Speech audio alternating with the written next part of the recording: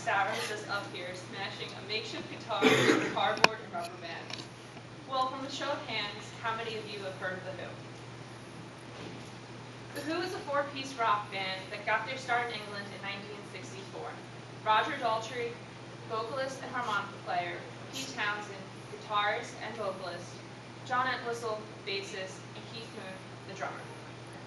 They've become known for their energetic performances, and they've had a reputation of destroying their band equipment on stage after their performances, thus Sarah's own amazing performance.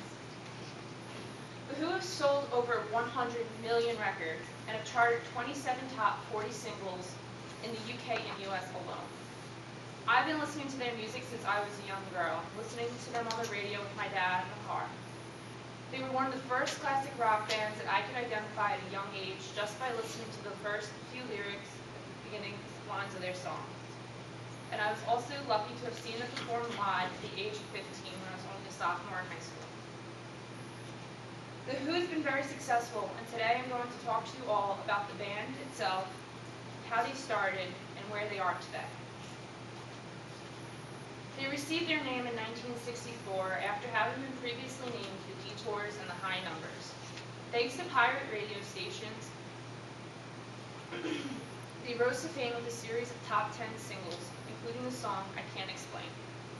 In 1964, Pete Townsend accidentally broke the head of his guitar by smashing it through the ceiling at one of his performances. At a following performance, Keith Moon did some similar destruction to his own drum set. And through this, instrument destruction became a staple of their shows for many years. The incident also earned a spot on Rolling Stone magazine's 50 Moments That Changed the History of Rock and Roll. How they started it off was great and all, but it's truly their music that rocketed them to fame. In the 60s, they released the album My Generation, including the self-titled track and the song The Kids Are All Right. Subsequent hits included Substitute, about a young man who considered himself a fraud. I'm a Boy, about a boy just like a girl. Happy Jack, about a mentally disturbed young man. All these showed Townsend's use of sexual tension in teen angst.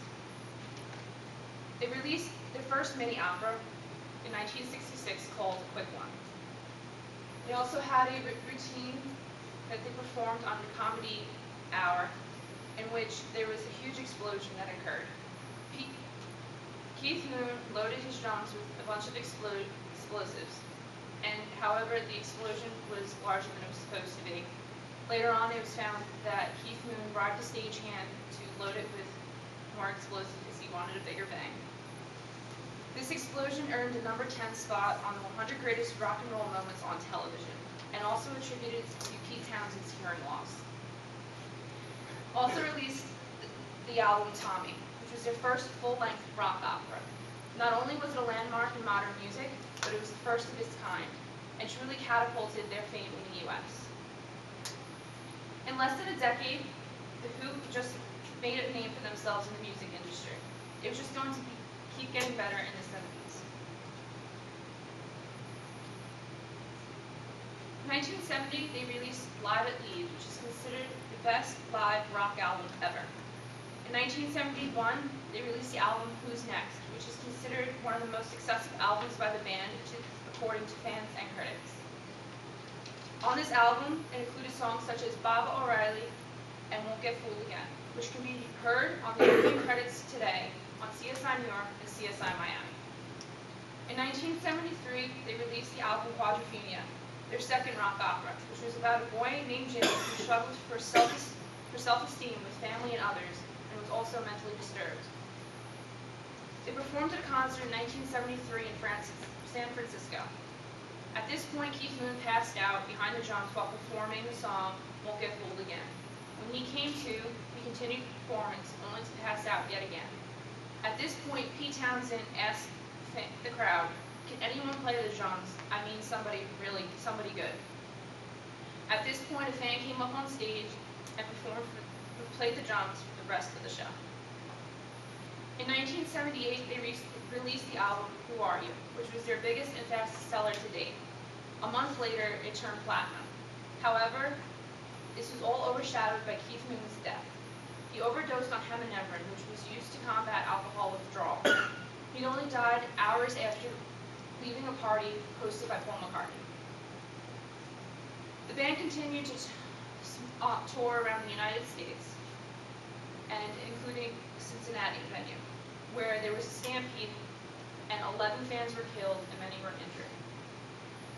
The Who was marred by tragedy in the 70s.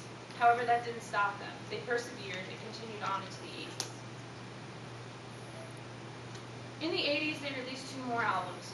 However, Townsend's marriage was in shambles due to his alcohol and frequent cocaine use. In 1982, he cleaned up, but Daltrey decided he wanted to stop touring in order if it meant saving his friend's life. They had a farewell tour, which was the highest grossing of the year, and it was they sold out all stadiums. They departed at the end of 82, and they decided that they were going to focus on their own solo careers. In the 90s, they were all on their own, yet they were all able to still promote the Who and their fame. In 1990, it was their first year of eligibility for the Rock and Roll Hall of Fame. In 1998, they also ranked 8th on the VH1's 100 Greatest Artists of Rock and Roll. In the 90s, there were very few events that occurred, but in the new decade, that was all going to change for them. On June 27, 2002, John Entwistle, who was also the bassist, passed away. He was found dead in his hotel the day before their tour was to begin. He died of a heart attack, and cocaine was a factor in his death. In 2004, the rest of the band released a single anthology called The Who, Then and Now. On October 30th, 2006, they released their first album in 23 years. It was a huge success, and it was called Endless Wire, which was also a mini opera. They embarked on their 2006-2007 tour, and at this point is when I saw them perform live at Nassau Coliseum, floor level, back at home for Maine, Long Island. It was an amazing experience. They were honored at the 2008 Rock Honors, and also following that year, they were honored at the Kennedy Center Honors. In 2010, they performed at the Super Bowl halftime show, which most of you probably saw if you're football fans. At this point, they performed songs such as Pinball Wizard, Who Are You, Baba O'Reilly, Don't Get Fooled Again, and See Me, Feel Me. Some of these songs will also be on a version of Rock Band due out later this year. Well, a lot of this may not be interesting to you. Probably you don't care too much. But the music of The Who is not only influenced what rock has turned into, but has also affected the music and bands that we listen to today, such as Green Day, Aerosmith, Kiss, Queen, and U2. And John Entwistle once said, "For 15 years, we always thought we would last as long as our last record contract." The Who is in the industry for the music and the fans, not for the money. They were purely having fun out there and enjoying themselves, and made a difference in the industry. If you like music, especially rock and roll, it is vital to know about bands that have had an impact on the music itself. So The Who is just one of those bands that have played an integral role and have shaped the music today.